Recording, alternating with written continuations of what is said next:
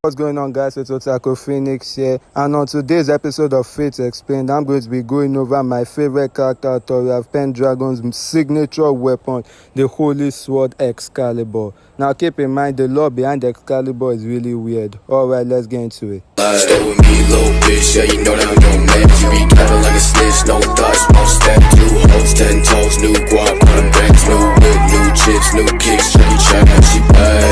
Bad bitch, no bag, I just need another liquor, she be counting all rest. I be feeling hella rich, no Brian, honey stack, about to make another hit, God bitch, in my life.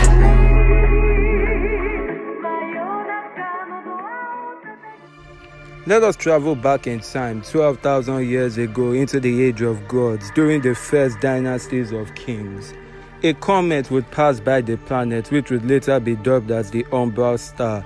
As humanity gazed upon this celestial body, they looked upon it in glory and wonder, not knowing the destruction and tragedy it would bring upon its wake. For it brought along with it the great avatar of destruction, the halberd of the Umbral Star Velba, the white titan Saber. Saber with the ability to destroy all things it comes in contact with and to absorb the life and energy of all living and non-living things. It was truly the great avatar of destruction that destroyed anything in its path, boasting a power level that rivals even the leader of the Shinto gods, Amaterasu, whose Bunri Tamamo no Mai confirmed that to rival the Asgoritia, who was behind the incineration of humanity. It also defeated the 12 Olympians, being Zeus, Poseidon, Hera, Demeter, Aphrodite, Athena, Artemis, Apollo, Ares, Hephaestus, Hermes, and either Hestia or Dionysus. It truly brought about a catastrophe the likes of which humanity had never seen before. And as if in mockery of all it had destroyed, after defeating the god of war Ares, it even claimed his sword as a trophy. It destroyed 80% of the surface of the earth, wiping out all life, humans, spirits, demons, beasts, even the gods themselves.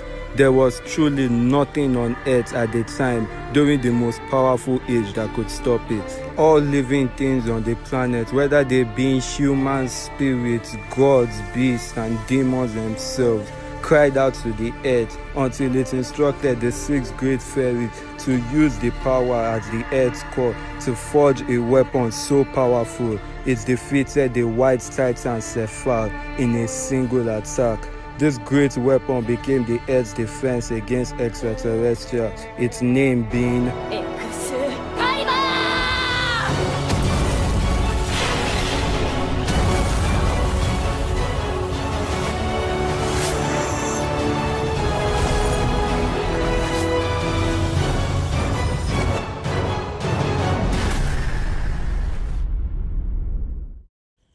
After the destruction of her first sword, the sword in the stone Caliban, the king of knights Artoria Pendragon was granted the sword of promised victory Excalibur by the fairy and lady of the lake Vivian, who's also her evil sister Morgan Le Fay, but yeah, we're not really going to talk about that.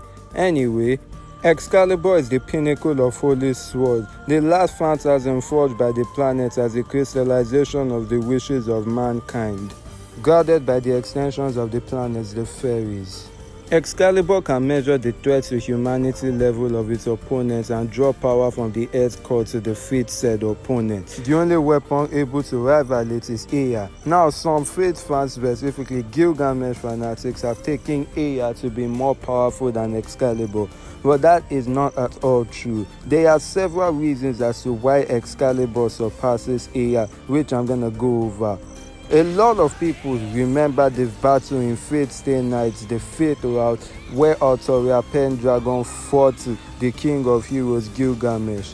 Well, a lot of people forget one, Ea's attack power is boosted by how many treasures he has in his gates of Babylon, with Ea's max power normally being at 4,000. So Ea itself is 4,000, Gilgamesh is the one who boosts it. Not to mention, Artoria's Excalibur increases its strength the farther away it is from its opponent, and as we see, she was not far from Gilgamesh. meaning Excalibur was technically being held back in her battle against the king of heroes, Gilgamesh. There's also the fact that Artoria can remove her armor and use the magic energy for it to boost Excalibur even further. Not to mention, there's the fact that Excalibur has a number, to be exact, 13 seals placed upon it, restricting its full power. You can see the seals placed upon it on the screen.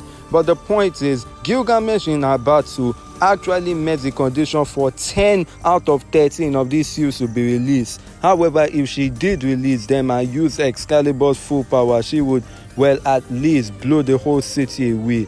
As we've seen in the Fate Khalid Liner Prisma anime, where Ilya received the backing up of the Earth's core during the battle against all these Shadow Servants armies, we saw that Excalibur was able to blow all of them away and the surrounding area.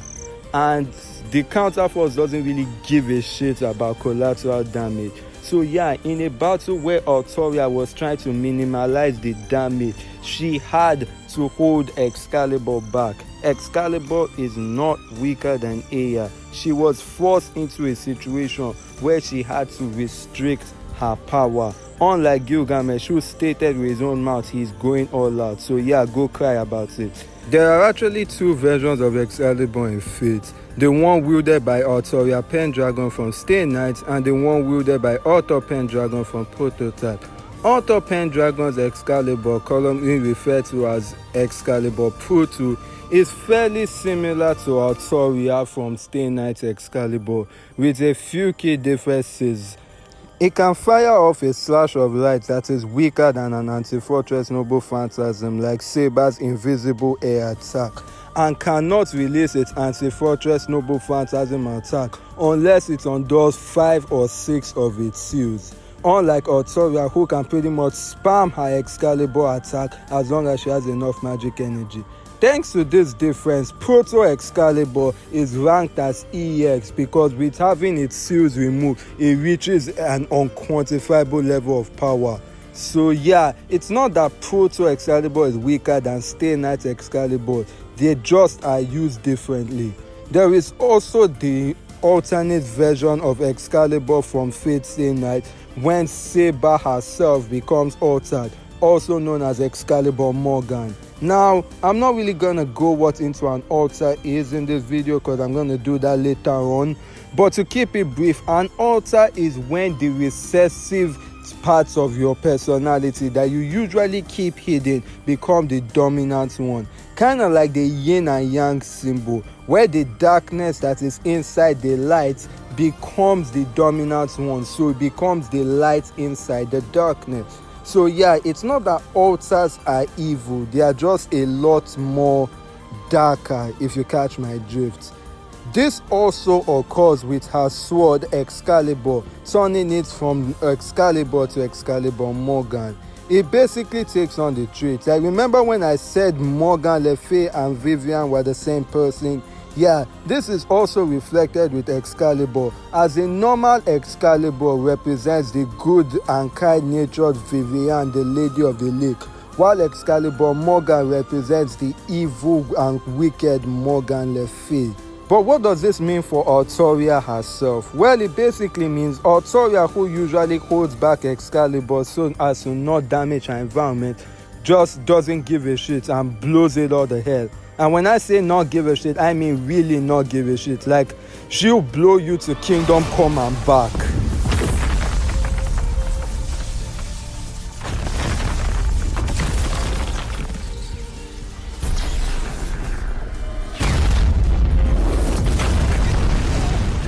Overall, Excalibur is one of the pinnacle of weapons in the Fate verse, described as the Earth's defense system against extraterrestrials, and is able to draw power from the Earth's very core. And is the signature and trustworthy sword of the most famous or one of the most famous heroes in human history, King Arthur. Whether it is used by Artoria Pendragon or one of her alternate versions from other worlds, as long as you are facing a user of Excalibur, that fight is pretty much considered over because you would be facing the Earth itself. Anyway guys, that's all I got for today. Like and subscribe and I'll see you all next time. Peace.